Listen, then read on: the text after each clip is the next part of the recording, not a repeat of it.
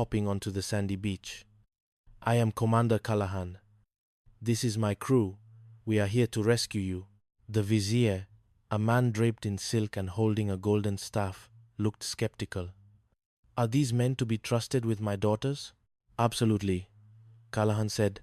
Just then, Rusty stepped forward. Wow, wow, wow. Look at those outfits. They look like chickens. The vizier froze. Chicken? You compare the royal attire of Marituba to a flightless bird? No. Callahan stepped in, thinking fast. In our country, chicken is a term of high tactical respect. Takine, po, kalemo, tikine. Takine, tu, kalemo, tu, kalemo, tu, takine, takine, tu, takine, tu, kalemo. It means that you are sleek, focused, and ready to peck at the eyes of your enemies. The vizier softened. A brave bird. Very well, we shall go with you. The boat ride back was chaotic. The vizier wanted to steer. I have always wanted to command a vessel of war, he declared, grabbing the wheel. Sir, there's a reef. Timble started. I see no reef. I see only glory. The vizier spun the wheel. The sea wasp groaned, swerved, and narrowly missed a jagged rock. Back at the base, Blight had prepared a grand dinner. He was determined to steal the credit. Your Highness, ignore Callahan. He is a mere ferryman. I am the true architect of your rescue. He let me drive the boat, the vizier said happily. I wish to see his men dance. In Marituba, rescue is celebrated with the dance of the 7 veils. We don't have veils, Blight stammered. Then use the tablecloth, the vizier commanded. The dinner ended with Rusty and Timble draped in linen, performing a clumsy rhythmic dance that looked less like a royal tribute and more like 2 men fighting their way out of a laundry bag. Blight, trying to prove Callahan had smuggled an impostor into the group, accidentally ripped a veil off the vizier's eldest daughter. Infidel! The vizier roared. You have looked upon the face of the princess without a permit. I shall write to the State Department. I shall withdraw our mango exports. Blight was left standing in the middle of the dining hall, holding a tablecloth and wondering where his life had gone wrong. Chapter 5. The Laughing Gas Gambit. Blight's blood pressure was now high enough to power a small village. He decided the only solution was a fitness board. He was going to have Callahan and Timble stripped of their ranks and sent to the frozen wastes of the North Pole. It's over, Callahan, Blight screamed through the office window. The accidental sinking of the Admiral's bathtub. You're done. We need a miracle, Timble moaned. Or a very good lawyer. We don't need a lawyer, Callahan said, eyeing the base dental clinic. We need nitrous oxide. The plan was simple. Turn the Commodore's office into a happiness zone. Using a tank of laughing gas stolen from the dentist and a series of repurposed hoses, the groghounds rigged the office ventilation. As the fitness board led by the humorless Admiral Shoemaker arrived, Blight prepared to give his opening statement. Gentlemen, Blight began, I intend to prove that Lieutenant Timble is a danger to the Teehee. Blight stopped. He blinked. A strange, light feeling was spreading through his chest. Is something funny, Commodore? Shoemaker asked. No, sir. Ho. It's just that. Look at your hat. Admiral. It's so pointy. Ha. Blight began to roll on the floor. And Timble, poor sweet Timble, he torpedoed a garbage scow. It was hilarious. The potato peels. They flew everywhere, like confetti. Goofa. The Admiral looked at Blight with horror. Commodore, have you been drinking? I'm high on life, Blight shouted, grabbing a bunch of goldenrod from a vase and dancing around the room. I love everyone. I even love the nips. Let's cancel the hearing. Let's have a party. Chucky Wucky. Come give Bingy Wingy a hug. Timble stood frozen as the Commodore tried to hug him. This is a disgrace, Shoemaker barked. Blight is clearly suffering from combat fatigue. Or a very strange tropical madness.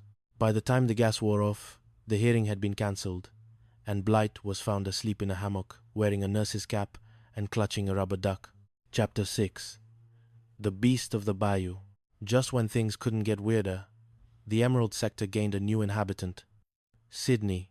Sydney was a 6-foot-long saltwater alligator that Timbo had rescued from a fisherman's net. Timbo, in his infinite innocence, believed Sydney was misunderstood. "He's a mascot, Skip," Timbo pleaded. "He's a prehistoric killing machine," Timbo, Callahan sighed. "But fine. Keep him in your shack. Just don't let Blight see him." But Blight was busy with a new scheme. He had $900 in back pay in crisp, brand new bills, and he was going to use them as bait. "I'll leave my wallet on the beach," Blight told Higgins.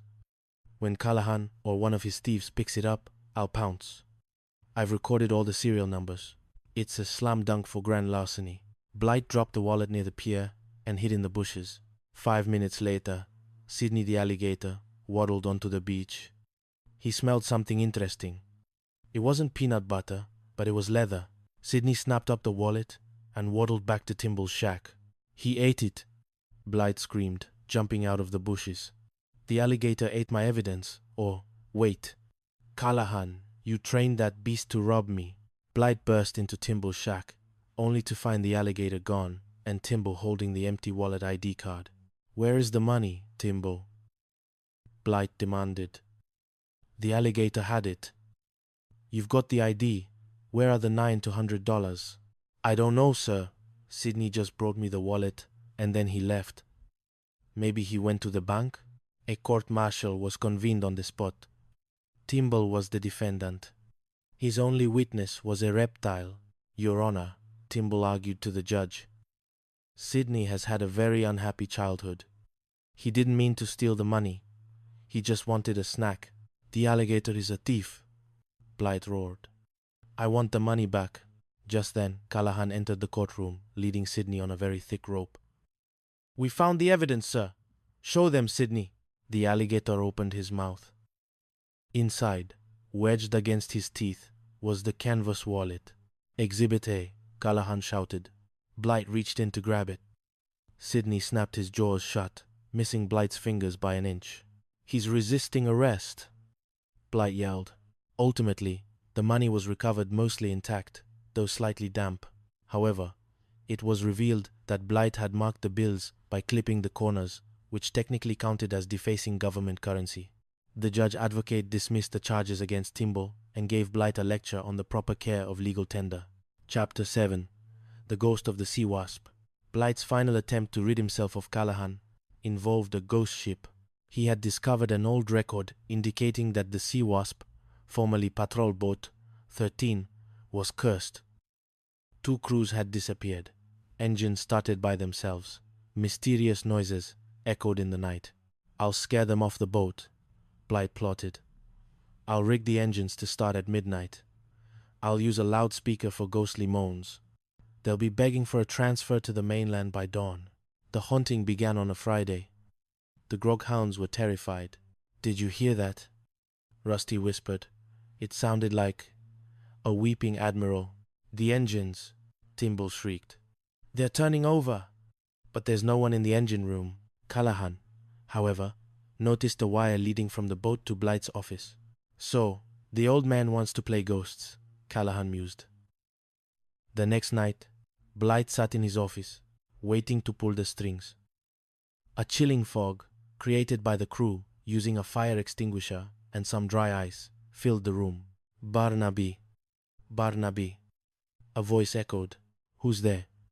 Blight gasped, clutching his rubber duck. "We are the ghosts of the Sea Wasp." 4 figures emerged from the fog, draped in glowing white sheets, soaked in bioluminescent algae. "We've come for the transfers, Barnaby," the ghost of Callahan moaned. "Give us the papers, or we shall haunt your bathroom for eternity." "Take them," Blight screamed, throwing a folder at the glowing figures. "Just leave me alone. I have a weak heart." An indigestion. The ghosts vanished. The next morning, Callahan walked into the office, looking very much alive. "Good morning, Captain. We've decided to stay. The haunting seems to have cleared up. By the way, we found these signed transfer papers on the floor. I assume they're for that construction crew you wanted to move?" Blight could only stare, defeated, as the Sea Wasp sailed out for another day of glorious, unregulated chaos. Chapter 8.